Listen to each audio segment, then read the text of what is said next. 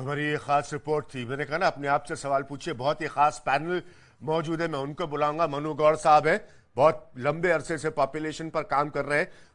धरती पर है, उसके नीचे जो कुछ होता है, जिसे हम अलग अलग तौर पर नेचुरल रिसोर्सेज मानते हैं, इनकी भी कमी होगी। अब आप मुझसे कोई एक व्यक्ति मुझे ये बता दे कि ये क्यों नहीं होना चाहिए 2020 के हिंदुस्तान का राष्ट्रीय मुद्दा। मनु गौड़। अभिज्ञान जी, आपने ये 4 पॉइंट्स यहाँ और बहुत सरल करके मैंने बहुत सरल कर। हाँ। पहली चीज, पानी की कमी। पानी की कमी हमारे, आपने कहा कि हमारा अंडरग्राउंड वाटर लेवल गिरता जा रहा है देश के हर हिस्से में। सही बात। 1960 में हमारे देश में टोटल ट्यूबवेल्स की संख्या थी 3000। हाँ। आज आप जानकर चौंक जाएंगे, वो 26 लाख है। और वो 26 लाख ऑफिशियल हैं, अनऑफिशियल वहां से पानी खींचा जाता है। बाप रे बाप। ठीक, तो क्यों हुआ ये 3000 से 26 लाख तक क्यों पहुंची? क्योंकि डिमांड बढ़ रही है, आबादी बढ़ रही है। एग्रीकल्चर लैंड की आपने बात की, परिवार बड़े होंगे, खेतों का बंटवारा होगा। पर कैपिटा एग्रीकल्चर लैंड जो हमारे पास लगभग 3.5 हेक्टेयर होती थी आजादी के समय, आज वो 1% के 1 हेक्टेयर के आसपास है। तो कैसे हम लोग एग्रीकल्चर, कृषि प्रधान देश हम अपने आप को कहते हैं, हम लोग सर्वाइव ही नहीं कर सकते। लेकिन ये राष्ट्रीय मुद्दा क्यों नहीं बन पाया? राष्ट्रीय मुद्दा ना बनने के पीछे सबसे बड़ा कारण है पॉलिटिकल विल। ठीक है, ओनली पॉलिटिकल विल। हाँ। 1952 में भारत वो दुनिया का पहला देश था, हाँ, जिसने दुनिया का पहला official family planning programme launch करा। और आज हम दुनिया के सबसे पॉपुलस कंट्री हैं। हम चाइना से भी अधिक हैं। हमारे देश में 1952 के बाद से और 76 में संविधान में परिवार नियोजन नाम की कोई चीज नहीं थी। वो 1976 में जाके हमारे 42nd कॉन्स्टिट्यूशन अमेंडमेंट के द्वारा वो जोड़ी गई। तो उसके बाद से हमने फैमिली प्लानिंग के बारे में सोचना और चिंता करनी शुरू करी।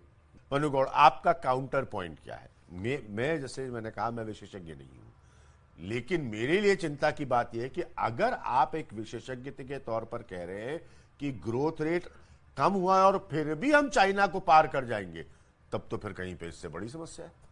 देखिए, वो कह रहे हैं आंकड़ों के हिसाब से, सरकारी आंकड़ों के हिसाब से। ठीक है। जिस ट्रांजिशन पीरियड की अशोक जी ने बात की, आलोक जी ने बात की, उस ट्रांजिशन पीरियड के हिसाब से अगर देखें, 65% पॉपुलेशन हमारे देश की जो 35 वर्ष से कम आयु की है, मतलब 90 करोड़ के आसपास वो है।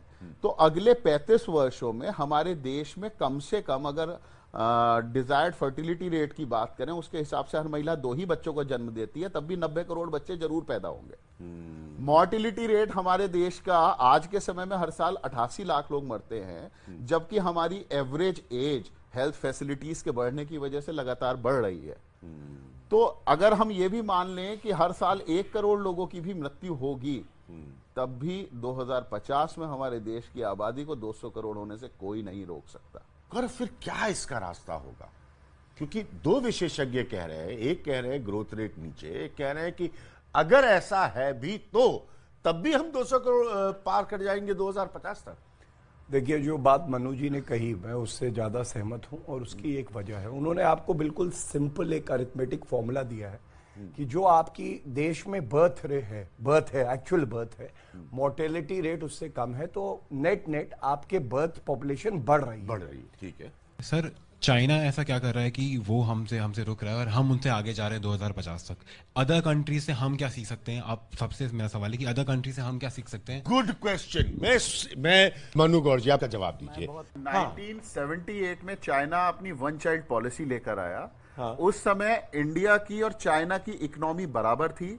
उस समय इंडिया की और चाइना की पर कैपिटा इनकम बराबर थी।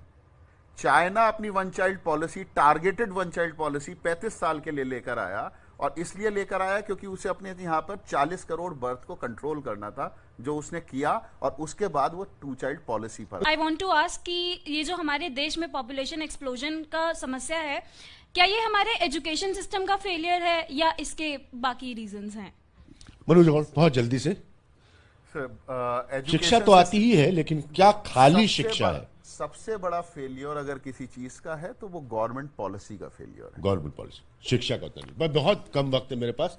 एक तरफ हम कहते हैं बढ़ती जनसंख्या जो हमारे लिए अभिशाप है, दूसरी तरफ हम गर्व से कहते हैं भारत में ऐसी जनसंख्या है जो सर्वाधिक है युवाओं की। तो सर, क्या हमारे जो एक बेहतर शिक्षा, स्वास्थ्य, रोजगार ना देने की विफलता हमारे नीति निर्णेताओं की इसका कारण है कि हमारी जनसंख्या और हमारे देश की आर्थिक अर्थव्यवस्था को गति मिलेगी और जनसंख्या पर भी रोकथाम होगा अगर नीति नियंता हमारे इस चीज को ध्यान दे तो? आपका सवाल इंटरेस्टिंग है। वापस पकड़ो माइक।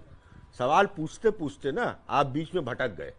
पहला हिस्सा आपका सवाल का बड़ा अच्छा है। मैंने फेज हाँ, अरे कोई चिंता की बात नहीं, खुल के दिल, आज नौजवान हो, देश आपका है, खुल के सवाल पूछो। इन्होंने सवाल पूछा, उसका मौलिक भाव ये था कि एक तरफ या तो हम ये कह ले कि हम बड़ा यंग नेशन है, और हम या तो ये चिंता कर ले कि यंग नेशन में इस तरह से आबादी बढ़ती चली जाएगी, तो हम क्या करेंगे? मनु गौड़, देखिए, बात हमेशा बड़ा अच्छा पॉइंट था ये नौजवान, इनकी सराहना करूंगा, लेकिन बीच में भटक गए थोड़ा सा। बात हमेशा आती है अच्छा है कि युवा भारत है तो ये पॉपुलेशन हमारी डेमोग्राफिक डिविडेंड का काम करती है।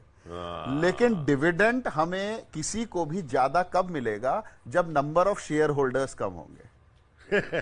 अपने इंडिया में एक तरफ तो वर्ल्ड लार्जेस्ट ग्रेजुएट है और दूसरे साइड वर्ल्ड लार्जेस्ट इलिटरेट है because of this population explosion. So government is of course trying hard to control it, but is still not able to control this paradoxical situation. So how do you know, what are the measure you suggest? ठीक है, मैं समझ गया आपके सवाल का। मेरे ख्याल में वो कह रहे हैं कि लोग पढ़े लिखे भी बहुत ज्यादा हैं और गैर पढ़े लिखे दोनों बहुत ज्यादा है। इसीलिए मैंने आपसे कहा था ना, जनसंख्या मेरे लिए 2020 के इस भारत में, हिंदुस्तान में, इंडिया में नेशनल इशू होना चाहिए। किसी को भी मुंह नहीं फेरना चाहिए इस पर बात करने से। यह परिवर्तित कैसे होगी स्थिति? समाधान क्या है मनु?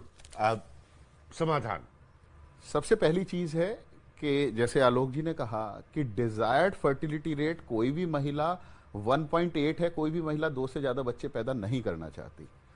लेकिन वहीं 2011 के सेंसस के हिसाब से हमारे देश में टोटल लगभग 34 करोड़ मैरिड वुमन थी, जिसमें से 18 करोड़ वो थी जिनके 2 से कम बच्चे थे, और 15 करोड़ 76 लाख वो थी जिनकी में 3 या उससे ज्यादा बच्चे थे।